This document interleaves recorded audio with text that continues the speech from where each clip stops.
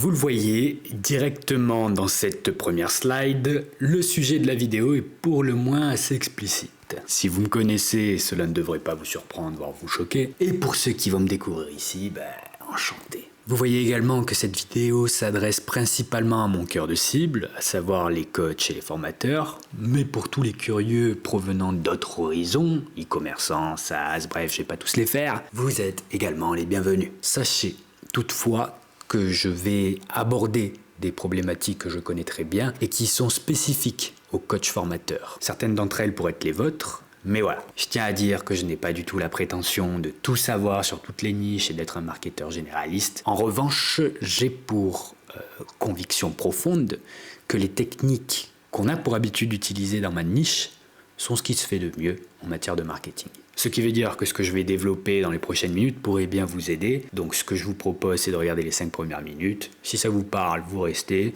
C'est toujours bon pour mon watch time, et pareil que l'algo YouTube kiffe ça. Et si ça vous dit rien, cassez-vous.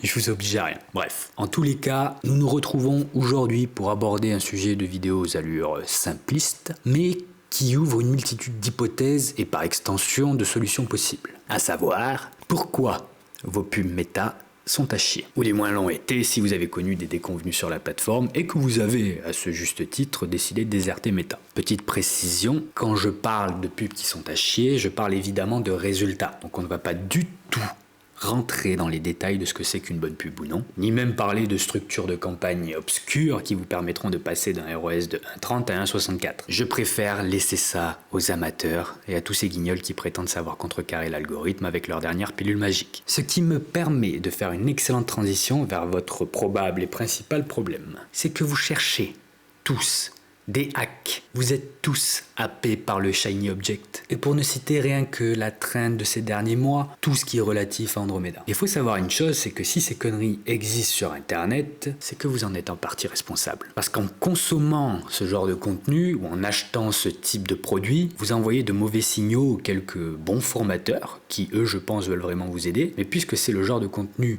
que vous réclamez, ils pensent que c'est ce dont vous avez besoin. Et comme vous consommez toujours plus, alors ils produisent encore plus, ce qui alimente le cercle vicieux infini de la création de contenu qui crée encore plus de problèmes qui n'en résolvent. Alors ce que je vous propose, c'est qu'on va faire abstraction de toutes ces solutions rapides qui vous promettent monts et merveilles. Mais ce que je vous propose surtout, c'est de couper là, maintenant, tout de suite vos campagnes pour ceux qui en font encore tourner et qui galèrent à foutre un pied devant l'autre. Parce que ce que je m'apprête à vous délivrer, ce n'est pas une énième structure de campagne, une énième façon de tester et de créer avec abondance un nombre incalculable de créas, bref, d'arrêter de foutre une énergie considérable dans quelque chose qui vous fera passer de 1,30 à 1,64 de ROS à tout péter, pour enfin pointer du doigt le vrai problème. Car j'en ai une bonne pour vous, mais malheureusement, vous qui regardez cette vidéo, il y a de fortes chances que vous aurez beau suivre les meilleurs programmes en méta-ads sur le point purement technique, les meilleures structures de campagne, les paramétrages dernier cri, vous ne parviendrez jamais à avoir des ads rentables sur le long terme si vous ne maîtrisez pas ce que je vais vous délivrer dans les prochaines secondes.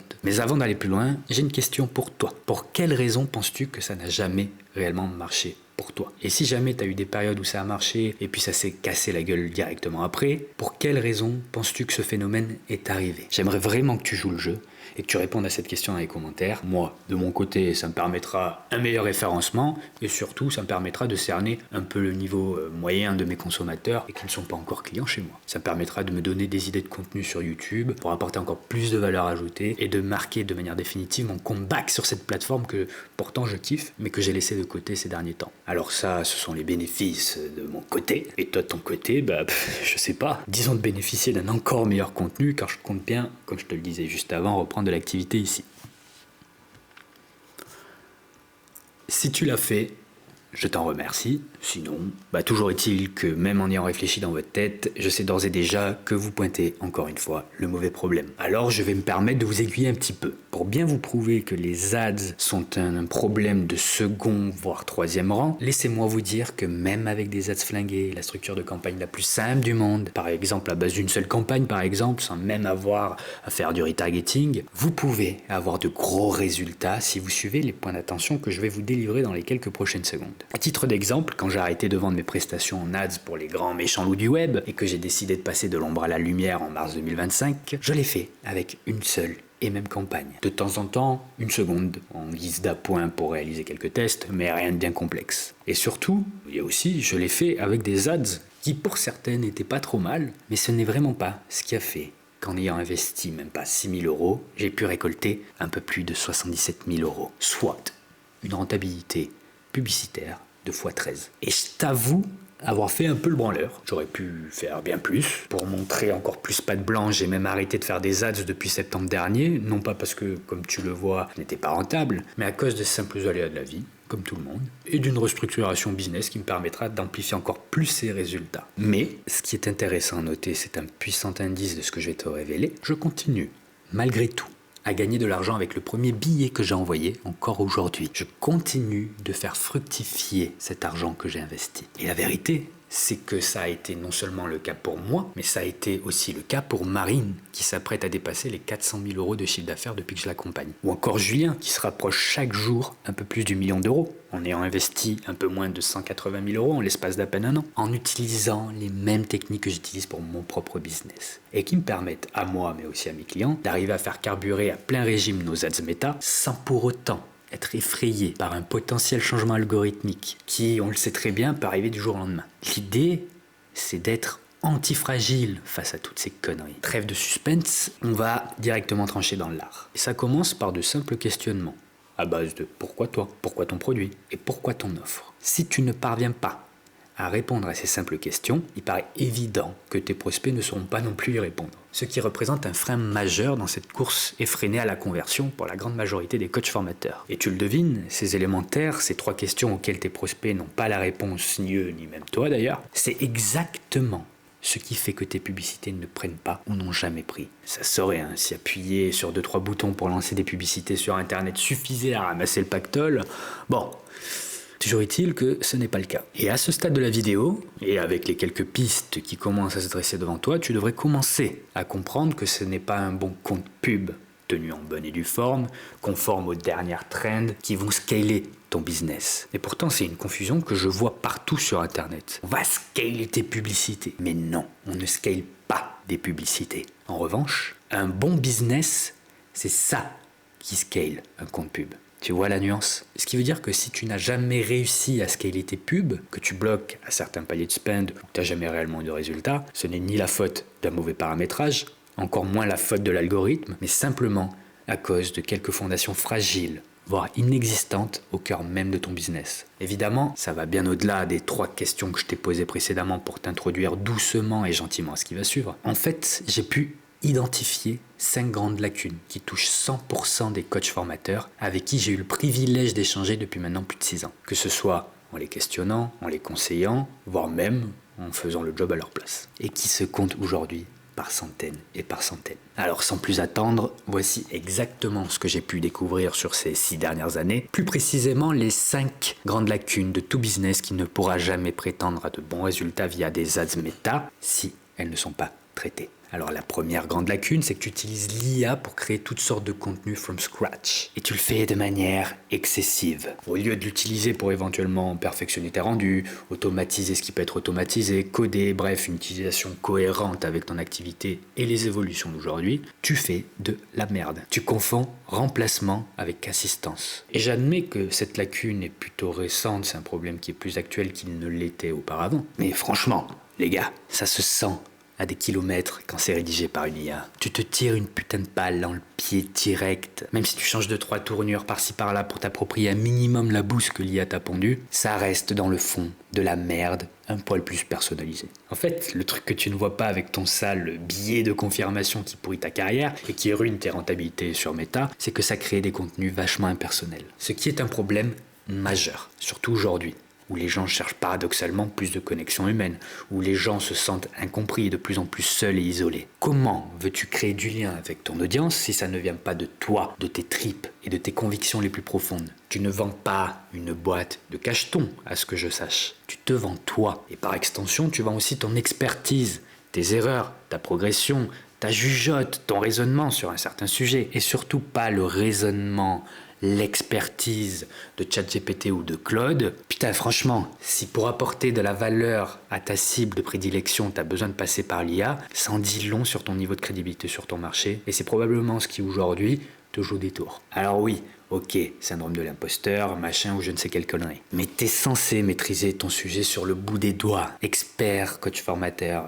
bref, ce que tu veux. C'est quasi un titre honorifique. Alors oui, quand t'écris quelque chose, il n'y a pas d'âme, c'est brouillon, c'est pas clair, c'est pas captivant, on a du mal à te lire de A à Z, et franchement, si ça arrive, c'est un exploit. Mais comme tout, ça s'apprend. J'irai même encore plus loin, c'est que tu dois apprendre à écrire avec persuasion. Au cas où ça ne serait pas le cas et tu ne serais pas correctement informé, c'est quand même censé être 80% de ton taf sur Internet. Entre la création de contenu, les mails, les pubs, les pages, les scripts en tout genre, dans l'intégralité de ton tunnel, bordel, t'es censé passer le plus clair de ton temps à écrire avec souveraineté, conviction et expertise. Tu pourrais me dire, oui, mais j'aime pas écrire, mais je m'en branle de ce que t'aimes ou ce que t'aimes pas. Tu fais pas tes courses au supermarché. Tu prends pas uniquement ce qui te fait bander dans les rayons. Là, je te parle de choses que tu es censé savoir faire pour gagner de l'argent sur Internet. Capter l'attention, sortir du lot, te rendre captivant dans un océan de contenu tout juste médiocre et de paraître crédible sur ton marché. Alors je m'en fous que t'aimes pas ça, tu dois le faire, tout simplement. Alors oui, ok, tu sais peut-être pas écrire des phrases sans faire de fautes, t'as peut-être des problèmes de syntaxe, mais comme tout encore une fois, ça s'apprend. Très honnêtement,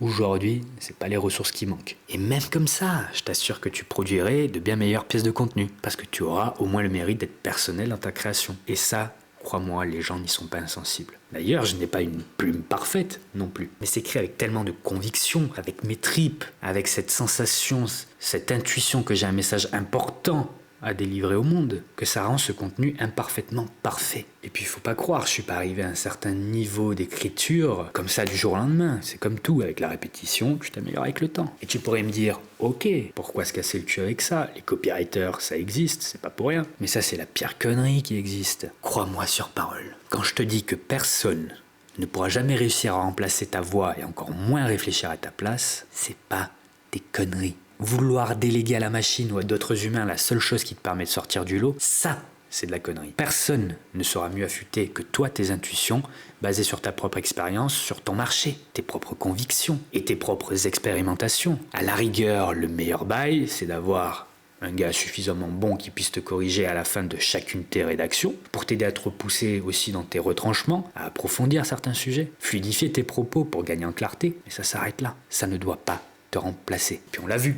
L'IA, oui, c'est de la bombe, mais à petite dose, pour éventuellement corriger des répétitions, des fautes de frappe ou d'orthographe ou que sais-je encore. Mais l'IA, tu dois vraiment l'utiliser pour ce qui est vraiment intéressant de déléguer dans ton activité, mais ça ne doit pas te remplacer, ni elle, ni personne d'autre. Tu es la seule personne au monde à pouvoir le mieux incarner ton business. Tu dois être l'ambassadeur de ta propre pensée et faire de ta pensée un véritable empire dans ta niche de prédilection. Et il est là l'enjeu pour toi aujourd'hui. Si tu veux tisser un lien indéfectible avec ta typologie de client idéal, tu dois prendre le contrôle sur tes propres pensées qui sont elles-mêmes uniques et par définition strictement personnelles. Et ce, que ce soit de manière organique ou à travers des pubs. Ça doit se ressentir partout. Aujourd'hui, si tu veux tirer ton épingle du jeu, tu dois apprendre à écrire avec souveraineté, tu dois trouver ta patte, j'irai même plus loin, ta signature. Et c'est exactement grâce à l'écriture persuasive, en très grande partie, que j'ai pu tirer des performances qui s'étendent sur la durée. Parce que j'ai marqué des gens au fer rouge, et je vais t'en parler juste après. Comme ça a été le cas pour moi, mais aussi pour l'intégralité de mes clients qui ont explosé. Quelle excellente transition pour parler de ta lacune numéro 2. Tu es un putain de clone sur ton marché. Tu fais tout, comme tout le monde. Et le pire, c'est que pour toi, ça te paraît ok. T'as le même positionnement, calqué sur un gars ou une nana où tu te dis, tiens, ça c'est pas mal, je vais faire pareil. T'as exactement la même offre. Tu proposes les mêmes solutions. Il n'y a rien de nouveau. Il n'y a rien de transcendant, il n'y a rien d'excitant. Tu fais exactement les mêmes vidéos, tu t'exprimes comme tout le monde, tu lises tes propos pour être sûr d'offusquer personne. Attention, il ne faudrait pas se faire des ennemis. Tu n'as aucune souveraineté, aucune personnalité, aucune profondeur dans tes propos. Ça rejoint vachement ce que je disais juste avant. Tu reprends exactement les mêmes arguments, les mêmes big ID que les gros de ton marché. En bref, il n'y a rien qui te différencie, il n'y a rien qui te rend captivant. Et ça, crois-moi, si t'arrives pas à captiver, tu te tires une putain de balle dans le pied dans un monde où l'attention, c'est devenu le pétrole du 21e siècle. Il n'y a rien aujourd'hui dans ton écosystème qui nous fait dire, tiens, lui, il est spécial. Je vais prendre quelques minutes pour me renseigner. Bordel, qu'est-ce que c'est fade! Franchement, si je croise une personne par semaine qui capte mon attention de par sa singularité et sa véritable profondeur / expertise sur son marché, franchement, c'est déjà beau. Ton but, c'est pas de plaire un peu à tout le monde et de fait de passer inaperçu. Les réseaux, c'est la jungle. Il faut réussir à se démarquer. Ton but, c'est pas non plus de te faire détester, mais au moins qu'une poignée de gens que tu vas toucher puissent te surkiffer. Au détriment, d'autres haters qui te détesteront peut-être, mais alors, on s'en branle. Quand tu cherches à plaire à tout le monde, tu n'es pas spécifique. Et comme tout ce qui n'est pas spécifique aujourd'hui dans le marché de la formation et du coaching en ligne, tu es sans odeur, tu es sans saveur, tu ne marques personne au fer rouge, tu n'es pas mémorable pour ton audience, tu es juste un parmi tant d'autres, tu ne sors pas du lot, tu répètes des concepts, bêtement, des phrases ou des idéologies que tu as entendues ailleurs parce que tu as capté que ça marchait pour un tel ou un tel, mais tu cherches pas à te les approprier. En fait, tu avances un petit peu, tête dans le guidon, un peu comme un zombie. Tu es vivant, tu as du vécu, tu as de la bouteille, j'espère. Tu as, me semble-t-il, une expertise et de l'expérience, plein d'anecdotes qui te sont propres, des choses que tu as appris sur le tas, issues de tes débâcles et de tes succès les plus significatifs. Tu as une personnalité qui, une fois assumée, se révèle être un véritable atout pour ton business. Il suffit juste de l'incarner pour de vrai et de l'assumer. Je dis pas que tu dois chercher à réinventer la roue non plus. Je dis juste que tu dois éventuellement t'approprier certains concepts qui ont attiré ton attention, mais aussi celle des milliers d'autres personnes comme si c'était les tiens, en les faisant passer par ton propre filtre d'expert pour déployer une vision unique et singulière sur ton marché. Non seulement tu dois le faire d'une manière globale, de manière incarnée, j'ai envie de dire, tu dois aussi l'incarner au travers de ton positionnement et au travers de tes offres. Ce qui est d'ailleurs ta troisième lacune principale aujourd'hui qui t'empêche d'avoir des résultats dans ton business, mais aussi au travers des ads méta. Ton offre. Ce qui entraîne un problème sous-jacent, la connaissance réelle de ton marché. Pas seulement tes concurrents, mais aussi ton secteur. Et comme tu ne le connais pas assez, que tu n'as pas assez de recul sur ce dernier, quand je parle de marché, je parle pas que de concurrence, mais aussi de ta cible. Comment est-ce que tu peux créer un produit qui correspond aux attentes réelles, à ce que ton audience a vraiment besoin? Tu es complètement déconnecté parce que tu passes ton temps à pomper sur les autres. Tu te fais pas suffisamment confiance, tu fais pas suffisamment confiance à ton expertise, à ton vécu, à tes expériences, tes expérimentations. Il y a de fortes chances que tu vendes aujourd'hui ce qui t'a permis de connaître une transformation. Il y a forcément une partie de toi aujourd'hui, notamment ton toi du passé, qui est exactement la cible que tu cherches à atteindre et à aider justement. Alors pourquoi vouloir pomper sans cesse ailleurs? Éventuellement en guise d'inspiration, mais ça ne doit pas être une copie conforme. Regardez, c'est parce que je connais parfaitement mon marché dans sa globalité et que j'en sais suffisamment à la fois sur ma concurrence et à la fois sur mon audience cible que je peux me permettre de balancer des trucs comme ça. Je te connais par cœur. Je sais que quand je te demande de m'en dire plus sur ton marché, tu bégayes. Tu me balances 2-3 noms de concurrents, ils vendent des programmes d'accompagnement 2000 balles comme ci, comme ça. Ok, merci frère. Quand je te demande quel est le problème de ton audience, tu me réponds des trucs bateaux du style « elle manque de confiance, elle n'a pas le temps ». C'est pas ce que j'appelle connaître son marché. Tu dois connaître ton marché sur le bout des doigts. Tu dois connaître ses peurs, ses hontes, ce qu'elle a du mal à avouer, ce qui l'empêche de dormir la nuit. Et tu dois être capable de m'en parler pendant des heures et des heures. C'est exactement ce qui te permettra de créer des produits réellement transformateurs basés sur ce qui ne se fait pas ailleurs. Encore une fois, le point de différenciation, mais surtout basé sur le problème réel et que même tes prospects ignorent avoir. Et tu vois, je te parle de produits. Là. Pourtant, la lacune que j'ai repérée concerne les offres. Mais qu'est-ce que c'est une offre? C'est votre produit de base avec un habillage marketing. Donc avant même de chercher à foutre des bonus partout, des garanties à gogo, de mettre des timers à la con et d'inventer de fausses places disponibles, je vous vois. Écoute bien ce que je vais te dire parce que ça va te frapper le ciboulot. Tu dois chercher à créer un produit irrésistible avant même de chercher à créer une offre irrésistible. La question que tu dois te poser, c'est est-ce que sans cet habillage marketing, sans toute cette flopée de bonus et machin et compagnie, est-ce que ton produit, même sans ça, il est foutrement désirable? Pour t'aider à te faire une idée, tiens, c'est cadeau. Je te laisse sur les 5 caractéristiques d'un produit qui est foutrement désirable. Je ne prétends pas l'avoir inventé. Le contexte s'y prête parfaitement bien. Je te laisse mettre pause, faire un screen. Et avec ces 5 caractéristiques, tu devrais être capable de discerner si oui ou non tu as un produit qui est foutrement désirable et qui peut se vendre en masse. Lacune business numéro 4. Tu n'as pas d'échelle de valeur. Ou alors, elle est juste complètement flinguée. Chaque produit doit anticiper des besoins futurs que ton prospect va forcément rencontrer à partir du moment où il intègre ton écosystème. Chaque produit doit donner envie de prendre le suivant et en général, de plus en plus cher. Et je dis pas que tu dois en avoir 50 des produits. Je dis juste que, idéalement, ça doit passer par ces 3 grandes étapes successives, par ces 3 niveaux. Niveau 1, ton client fait tout seul. Généralement, ce sont tes offres les moins chères. Un programme de formation, par exemple. Ensuite, on a le niveau 2. On fait ensemble. Je fais pas pour toi, je te donne des conseils. Par exemple, moi, en l'occurrence, je vends des accompagnements en mode consulting, mais je fais pas pour le client. Je corrige, j'adapte, etc. Et enfin, on a le niveau 3. Je le fais pour toi. Et ça, c'est censé être vos offres vraiment les plus onéreuses. Et si vous avez dans votre échelle de valeur au moins 3 offres, une pour chaque niveau, vous avez un business avec des perspectives intéressantes. D'autant plus qu'il peut y avoir de la réitération. Un programme, bon, ça s'achète une fois, mais il peut y en avoir un autre, par exemple. Des offres d'accompagnement ou des offres done for you. Il peut y avoir de la fidélisation derrière. Je t'accompagne sur 1 mois, ok. Mais qu'est-ce qui m'empêche de t'accompagner sur 2-3 mois si tu en as besoin, si je t'ai apporté de premiers résultats significatifs et que tu veux m'avoir encore sous le coude. Et le problème sous-jacent à ça, et j'y viens tout doucement, tu me vois venir, c'est que tu as probablement un business qui aujourd'hui est basé sur du one-shot.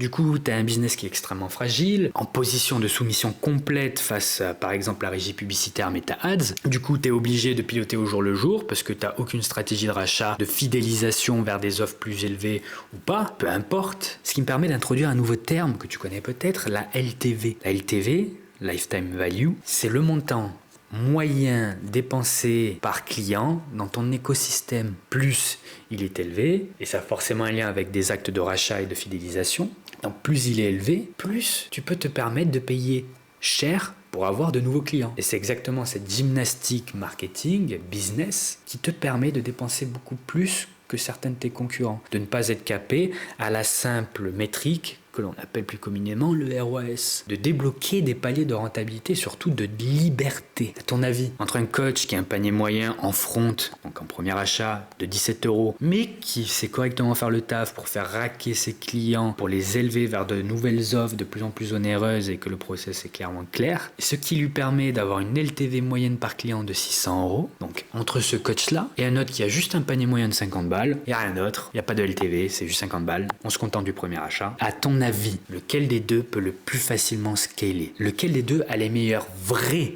renta publicitaires? Et c'est ça, en fait, le scaling. Et c'est pour ça que je vous disais au début de cette vidéo que ce n'est pas un bon compte pub qui scale un business, mais au contraire, un bon business qui scale un compte pub. C'est dans ce sens-là. Le scaling, c'est juste des maths. Booster sa LTV, maximiser la fidélité de tes clients. C'est exactement ici que tu tires les plus grandes rentabilités. Et comme on l'a vu, c'est ce qui te permet de pouvoir scaler tes pubs plus facilement. Chaque client qui rentre dans ton écosystème doit cracher un maximum de pognon. Regardez-moi. En guise d'exemple, j'ai Marine, par exemple, qui a raqué plus de 10 000 € dans mon business. C'est ok, 10 000 €, 400 000 € de chiffre d'affaires, bon, ce qui représente, à moi personnellement, plus de 10% de mon chiffre d'affaires sur les 12 derniers mois. Et si je le fais avec Marine, ce process, j'ai juste à le répéter. Et en parlant de process, encore une excellente transition pour arriver à la lacune numéro 5. C'est que tu as une logistique catastrophique. Tu ne sais pas comment amener un prospect d'un point A vers un point B. Tu n'as pas un parcours client clairement identifié pour toi. Et vu que c'est pas clair pour toi, ça ne peut pas l'être pour tes clients. Ce que je constate le plus, c'est qu'une fois qu'il y a eu le premier achat, balèque, le client est lâché dans la nature. La majorité des coachs formateurs se contentent de balancer quelques petits emails parce qu'ils ont entendu qu'il fallait le faire. C'est mal fait en plus, pour reprendre encore une fois la lacune numéro 1. Et donc il n'y a rien qui se passe de concret derrière. Pose-toi ces questions. Comment pourrais-tu faire pour créer de vraies transformations? Quel process pourrais-tu implémenter dans ton business pour assurer le suivi de ces clients, pour assurer ces vraies transformations? Comment pourrais-tu apporter un maximum de résultats pour tes clients? Comment pourrais-tu faire pour les rendre accros à toi et à tes produits? Tout ça, c'est des questions d'ordinaire marketing, mais derrière, c'est surtout, en réalité, des questions de logistique. Regarde, je vais te le faire très brièvement. Moi, mon process, il est très simple. J'ai un client qui arrive dans mon écosystème, j'observe directement le sien. Je regarde ce qu'il a mis en place, ce qu'il a essayé, je l'accueille très personnellement dans mon programme, admettons qu'il vient d'acheter. Et surtout, je ne le lâche pas dans la nature, je le suis à la culotte. J'en ai même fait un mail à ce sujet. Je le questionne, je soulève ses problématiques, ça me permet de connaître encore plus mon persona. Je vois comment je peux les résoudre pour qu'il puisse avancer à travers peut-être un nouveau produit. Que sais-je. Si au contraire il serait pertinent, que je l'accompagne. Et c'est ce qui m'a été extrêmement vanté sur le plan logistique, au sein de mon propre écosystème, c'est que si jamais un de mes clients galère vraiment, je suis au courant, de par ce simple suivi que quasi personne ne fait. Et donc je me démarque de la concurrence. Je montre que je suis sincèrement impliqué dans la réussite de mes clients. C'est limite un pôle succès client déguisé. J'ai une vraie logistique derrière, un vrai suivi client, je laisse personne dans la nature. Je vais parler à tout le monde. Et c'est hautement important de créer cette proximité, cette confiance, d'ajouter de la valeur à l'expérience client pour ensuite plus facilement fidéliser et donc plus facilement reprovoquer un acte d'achat pour booster votre LTV. Mais votre problème à vous, pour la grande majorité du moins, c'est que vous avez votre client et ça y est, finito. Alors que c'est justement là que le vrai travail commence et que vous débloquez des paliers de rentabilité juste exceptionnels qui, comme on l'a vu précédemment, vous permettent de scaler beaucoup plus facilement des publicités sans pour autant être rentable directement en front. Mais vous savez que derrière, vous avez des process, une logistique suffisamment claire qui vous permet de revendre des produits foutrement bons et encore plus chers pour justement vous permettre de ne pas être aussi rentable que vous le souhaitiez. Si on regarde moi, mes campagnes sur les 6 000 € que j'ai dépensés sur les 12 derniers mois à l'heure où je tourne cette vidéo, je dois avoir un ROS en front de simplement 2, ce qui est dégueulasse. Mais le plus intéressant, c'est ce qui se passe derrière. C'est cette fameuse logistique. En réalité, je m'en fous de faire du x2 ou du x4 ici, directement en front. Parce que derrière, je fais cracher un max de pognon à mes clients. Et je le fais parce que je crée de réelles transformations. C'est juste que mes produits sont tellement bons et foutrement désirables en plus, qui génèrent de la thune. Cette thune qui en partie est réinvestie dans mon écosystème et dans mes autres offres, de plus en plus onéreuses.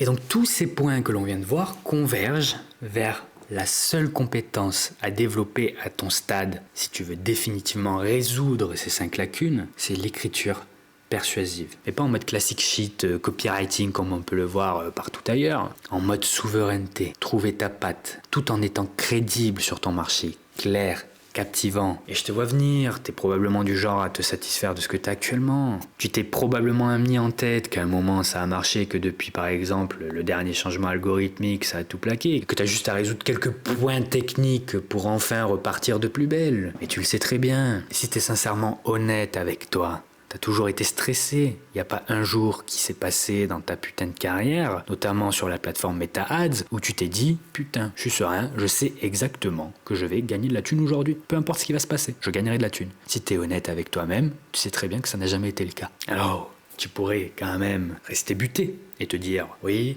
mais des fois, quand je lance de nouvelles publicités, ça marche pendant 3 jours, c'est juste que ça se casse la gueule au bout du 4e.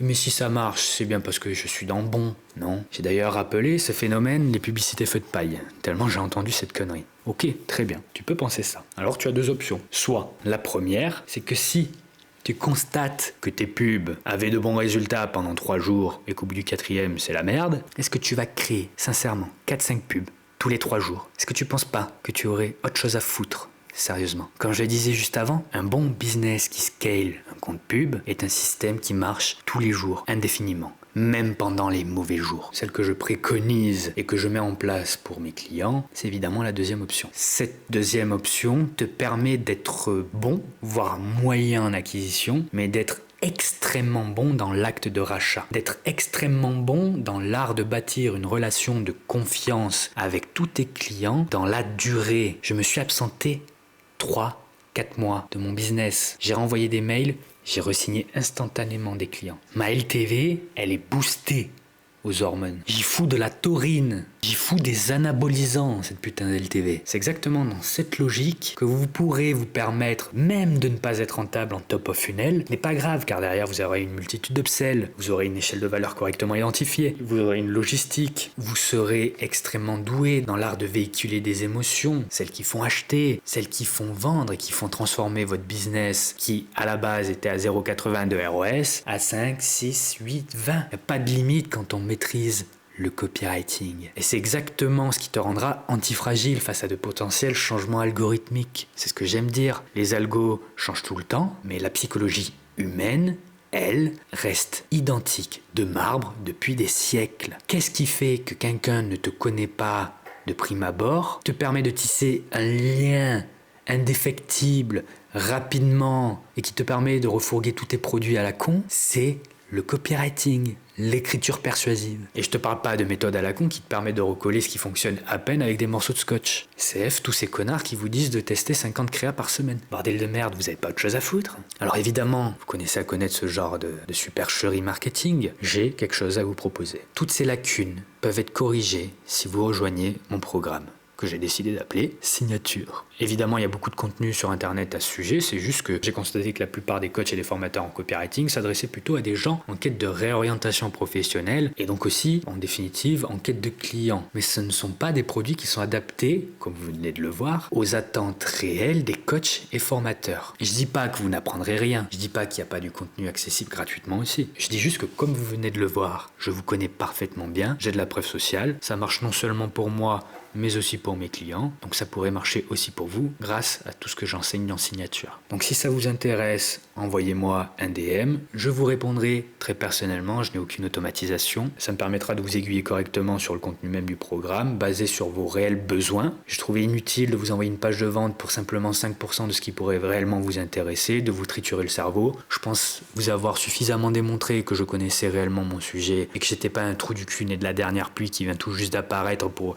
faire de l'oseille. Ça fait 6 ans que je fais ce que je fais. Donc si Signature vous intéresse, envoyez-moi un DM sur Instagram et je répondrai à toutes vos questions. Seule chose à prendre en compte, c'est que, évidemment, petit instant de FOMO, le programme, au moment où je tourne la vidéo, n'est pas encore 100% terminé. Je sors les modules petit à petit. Évidemment, plus le programme va avancer, plus son prix va augmenter. Au moment où cette vidéo sort, le prix est outrageusement ridicule pour ce qu'il va t'apporter. Donc c'est pour cela que je ne préfère pas annoncer de prix, parce que son prix va être extrêmement évolutif. Et à titre informatif, j'envisage de faire monter le prix du programme jusqu'à plusieurs milliers d'euros au fur et à mesure. Ce qui, au moment où sort cette vidéo, n'est pas le cas. Signature, c'est le prolongement de mon âme. C'est une introspection profonde qui m'a permis, du jour au lendemain, d'apparaître comme une véritable autorité sur mon marché, à hauteur du budget que j'ai investi évidemment, et du reach que je fais sur les réseaux. Mais ça m'a permis de gagner ma croûte alors que j'ai envoyé tout plaquer de mon ancien business. Bref, cette vidéo est terminée. Je profite de ce court instant pour te dire que si tu cherches des bons conseils pour tes campagnes, sache que j'envisage aussi, c'est dans ma nouvelle stratégie que j'ai mis sur pied récemment, j'envisage de créer plein de vidéos d'un point de vue technique sur Meta Ads. Donc tu n'auras plus besoin de payer une formation, un programme, à chercher les dernières techniques en tout genre. Et vu que tu ne tombes jamais sur la bonne trouvaille, t'en consommes beaucoup et ça crée une dispersion, et cette dispersion crée de l'inaction. Bref, je vais pas te refaire le schéma. Abonne-toi à cette chaîne YouTube. Sur ce, merci infiniment d'être arrivé jusqu'à ce stade de la vidéo. J'espère qu'elle t'aura plu. N'oublie pas le petit like, le petit commentaire, le petit follow, ça fait toujours plaisir. J'ai plus qu'à te souhaiter une bonne fin de journée, une bonne soirée, peu importe le moment où tu regardes cette vidéo. Ciao!